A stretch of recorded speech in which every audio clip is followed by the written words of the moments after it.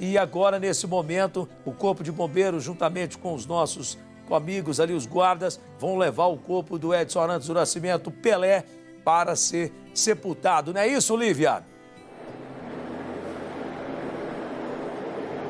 Exatamente. Agora sim o caminhão do Corpo de Bombeiros acaba de chegar, Marcão, e como a gente previa, assim que eles passaram, as grades foram colocadas para que ninguém passasse mais nesse trecho que a gente mostra para vocês. A gente está num ponto bastante privilegiado, né? Porque do alto a gente consegue ver esse caminhão fazendo a manobra, mas vocês podem ver que há pessoas para um lado, pessoas para o outro, mas ninguém mais pode acessar. Os bombeiros estão ajudando aqui nessa manobra para que esse corpo seja, então, junto ao caminhão, carregado até o cemitério.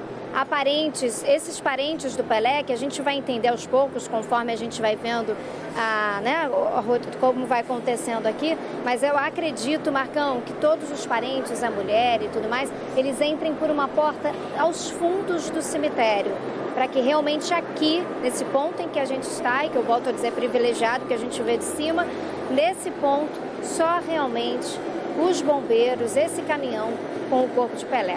Vamos ver, eles estão abrindo o gradil mais uma vez, que eu acho que é para esse caminhão justamente ter espaço para a manobra. Mas a gente pode ver todos os homens do bombeiro sentados junto ao caixão, o caixão que traz a bandeira do Brasil e também a bandeira do Santos. Acredito que vocês consigam ver isso também. Apesar do helicóptero, é um helicóptero da Polícia Militar que sobrevoa aqui a região, acho que a gente consegue uma comunicação fácil, acredito que vocês estejam me ouvindo bem. Esse caminhão vai se posicionar, então o caixão vai ser retirado para que haja essa solenidade e o enterro, como a gente previa, como a gente vem comentando desde cedo, aí junto aos parentes, aos familiares e aos amigos mais próximos do Rei Pelé, depois desses 2 dias de cortejo. Marcão, a gente vai acompanhando esse momento, agora que esse caminhão conseguiu, então, olha, Lívia, dar ré, né? Conseguiu chegar ao local exato. Eu me lembro muito bem agora, Lívia, e quando assim, veio na minha memória agora, na despedida da minha mãe, sabe? Quando a minha mãe faleceu, e quando chegou o corpo da minha mãe, foi um momento assim que eu já estava, claro, passei a noite toda do lado da minha mãe, mas quando o corpo da minha mãe foi levado para ser sepultado, aquele foi um momento que assim, que eu olhava e via que não tinha mais volta, sabe assim? Porque a todo momento é impressionante, só quem perdeu um pai, uma mãe, sabe o que eu estou falando? E quem perdeu um ente querido, que a todo momento você fica tentando assim, será que é verdade? Será que é verdade? E quando o corpo é levado para ser sepultado, é um momento que você não tem noção, a gente não fica sem chão, sabe? É um momento dolorido mesmo, sabe? E esse é o momento em que o corpo já está sendo levado e veio na minha memória agora, o momento quando eu perdi a minha mãe. Que se realiza o que está acontecendo. É, então assim, é o momento que você tem certeza, sabe? Que tipo, você não tem mais. A gente consegue ver daqui, Marcão? Pode ficar à vontade. Mil perdões, aqui a gente tem um delay, em alguns momentos eu acho, enfim, mil perdões, não queria te interromper. Eu queria te mostrar que agora que o caixão vai ser retirado do caminhão, em todas as varandinhas, ou praticamente todas as varandas desse enorme edifício que é esse cemitério vertical, há pessoas, Marcão, fotografando, são os funcionários, né, do cemitério, porque todo mundo quer fazer esse último registro. A gente sempre comenta da morte do Senna, de toda a tristeza em torno do enterro. Foram momentos muito tristes para o brasileiro que é tão órfão, né, de pessoas conhecidas, órfão de carinho, de atenção, e era isso que Senna, que Pelé trazia, atenção, luz para esse país tão maravilhoso que é o nosso. Então é isso, agora toda a imprensa posicionada, todo mundo mostrando esses últimos momentos do Rei Pelé antes de ser enterrado e, claro, funcionários, quem mora na cidade, a imprensa também fazendo seus últimos registros, porque esse é um homem que vai ficar eterno na nossa memória e esse é um dia muito importante, né? 3 de janeiro de 2023 e a gente aqui falando, marcando essa cobertura do SBT sobre o enterro do nosso rei, desse atleta que é do mundo, mas é nosso, é brasileiro. Esse ex-jogador tão importante pra gente, né, Marcão? É verdade, Lívia. Você está de parabéns, falou tudo. E aí, meu povo brasileiro, está o melhor jogador de futebol de todos os tempos e o maior artilheiro do mundo com 1.281 gols e foi o jogador mais jovem a vencer uma Copa do Mundo. Edson Arantes do Nascimento, ex-esportista brasileiro, considerado o maior jogador da história de futebol, personalidade mundial do esporte, popularmente chamado de Rei do Futebol.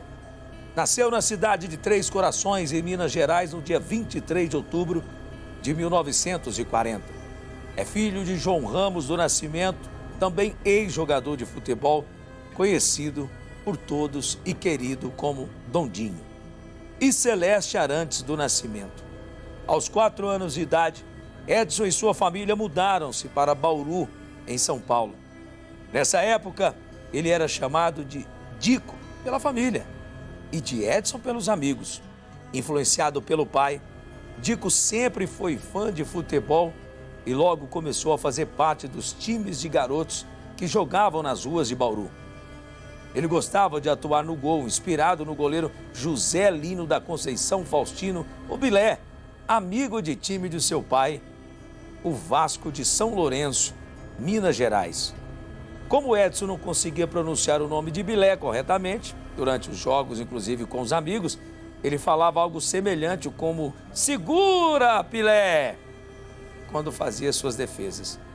O fato fez com que os amigos passassem a chamá-lo de Pelé. Ele não gostou disso não, e foi aí que o apelido pegou. É simples, né? É só não gostar de um apelido que ele pega, né? Além dos jogos de futebol durante a infância, o garoto ajudava como podia. O pai lesionou-se e não continuou a jogar futebol, o que deixou inclusive a família em sérias dificuldades. Para contribuir com a renda da família, Pelé então começou a trabalhar como engraxate em Bauru.